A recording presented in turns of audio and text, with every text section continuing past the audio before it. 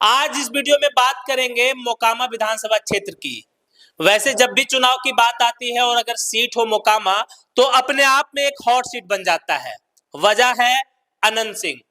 अनंत सिंह का मतलब मोकामा और मोकामा का मतलब अनंत सिंह, ऐसा चुनावी इतिहास से समझा जा सकता है। हालांकि इस बार का मोकामा विधानसभा चुनाव बिल्कुल अलग होने वाला है, क्योंकि इस बार बिहार का मिजाज भी अलग है, मोकामा का समीकरण भी अलग होने वाला है और कई नई पार्टियां भी इस बार ताल ठोकने वाली है।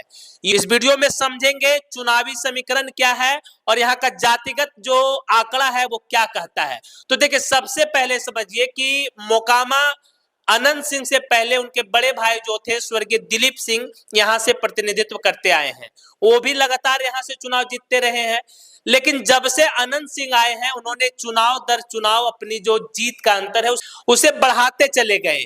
लेकिन एक समस्या तब उत्पन्न हो गई जब पिछले लोकसभा चुनाव के समय ललन सिंह मुंगेर से प्रत्याशी थे और उनके पक्ष में अनंत सिंह पेरोल पर बाहर थे और उनके लिए चुनाव प्रचार भी कर रहे थे। उसके बावजूद ललन सिंह तो चुनाव जीत जाते हैं, लेकिन मोकामा विधानसभा क्षेत्र से ललन सिंह पीछे हो जाते हैं और अनीता देवी 1500 वोटों से आगे हो जाती है।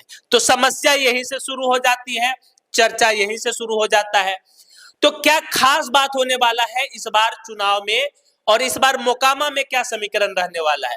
देखिए, मोकामा में इस बार अनंत सिंह चुनाव लड़ेंगे, चाहे दल कोई भी हो। वो निर्दलीय भी चुनाव जीत चुके हैं, वो महागठबंधन के खिलाफ भी चुनाव जीत चुके हैं, वो एनडीए से भी चुनाव जीत चुके हैं, राजद के भी टिकट पर चुनाव जीत चुके हैं। लेकिन फिलहाल वो जेल में है। अगर चुनाव आते समय सब कुछ ठीक ठाक रहा और वो जेल से बाहर रहे, उन पर कोई सजा का ऐलान नहीं हुआ, तो वो खुद चुनावी मैदान में होंगे। स्थिति प्रतिकूल रही तो हो सकता है इस बार चुनाव में वो अपने बेटे को मैदान में उतार सकते हैं, लेकिन उससे भी बड़ी संभावना है कि फिर से उनकी पत्नी नीलम देवी चुनावी मैदान में होगी। नीलम देवी पिछले बार उपचुनाव में राजद के टिकट पर चुनाव जीती थी, लेकिन उन्होंने ऐन मौके पर पाला बदल लिया। उसके एवज में अनंत सिंह को राहत दिया गया, ऐसा राजनीतिक गलियारों में चर्चा है। उनको AK-47 वाले केस में बरी कर दिया गया, उनको तुरंत रिहा कर दिया गया, तो तनिक फायदा तो मिला है। इस बार अनंत सिंह को कई मुश्किलों का सामना करना पड़ सकता है कि उनके जो साथी रहे, अपने जो रहे, जिनमें कि प्रमुख नाम है बंटू सिंह, कार्तिक मास्टर जो कि अभी राजद के MLC हैं, या फिर लल्लू मुखिया, ये तीनों उनके हमेशा साथ रहे, उनके चुनावी मैनेजमेंट को देखते रहे हैं। लेकिन इस चुनाव में वो तीनों इनके साथ नहीं होंगे, जैसा कि अभी तक का माहौल है। तो ऐसे में उनके एक और धूर विरोधी है मोकामा वाले ललन सिंह, जो लगातार ताल ठोकते आते हैं कि अनंत सिंह को वो चुनाव में हराकर ही दम लेंगे। उनका भी पत्ता इस बार लग रहा है कि पशुपति कुमार पारस की पार्टी की तरफ से सेट किया जा रहा है, यानी कि सूरजभान सिंह भी इस बार एक्टिव दिख रहे हैं। और पशुपति कुमार पारस अगर महागठबंधन में शामिल होते हैं और महागठबंधन अगर ये सीट पशुपति कुमार पारस की पार्टी के लिए छोड़ देती है, तो ऐसे में तय मानिए कि सूरजभान सिंह के खेमे से यहाँ से उम्मीदवार उतारा जाएगा। तो इस बार की लड़ाई जो होगी वो अनंत सिंह के लिए थोड़ी सी मुश्किल होगी, क्योंकि वो लगातार चुनाव आसानी से जीत जाते रहे, लेकिन इस बार उनको अशोक महतो से टक्कर लेना है, जिनकी पत्नी ने लोकसभा चुनाव के दौरान मोकामा में बढ़त हासिल की थी।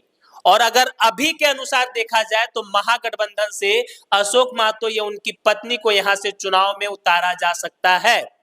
और अगर ऐसा हुआ तो फिर जातिगत समीकरण में भी अनंत सिंह को मुश्किलों का सामना करना पड़ सकता है और अपनों का जो भीतर घात है वो तो होगा ही, क्योंकि नीरज कुमार, राजीव रंजन सिंह उर्फ ललन सिंह, मुंगेर के सांसद, ये सभी चाहते हैं कि अनंत सिंह को इस बार मात दे दिया जाए। इसके बावजूद भी अगर अनंत सिंह इस बार चुनाव में दंगल मार लेते हैं तो वाकई कहा जाएगा कि मोकामा का शेर सिर्फ और सिर्फ एक अनंत सिंह ही है।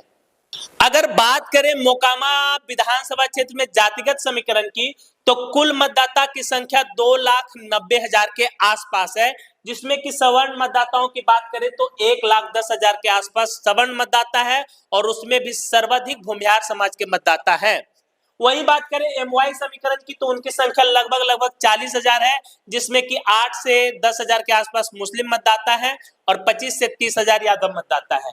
कुर्मी धानुक की बात करें तो उनकी संख्या भी लगभग 55 से 60,000 के आसपास है, जो कि अशोक महतो के लिए फायदेमंद हो सकता है। वहीं बात करें अनुसूचित जाति की तो उनकी संख्या लगभग 55,000 के आसपास है, जिनमें कि पासवान समाज के मतदाता और रविदास समाज के मतदाताओं की संख्या सर्वाधिक है। इसके अलावा कई अति पिछड़ी जातियां हैं, उनकी भी संख्या लगभग 20 से 25,000 है, जो कि जीत हार में एक अहम रोल अदा करते हैं। तो इस बार का लड़ाई बिल्कुल साफ है, एक तरफ अनंत सिंह होंगे, दूसरे तरफ उनके सामने अशोक महतो होंगे, या फिर मोकामा वाले ललन सिंह होंगे, या फिर सूरजभान सिंह या उनके भाई होंगे। ये देखने वाली बात होगी। बाकी आपको क्या लगता है अपनी प्रतिक्रिया कमेंट बॉक्स में जरूर दें।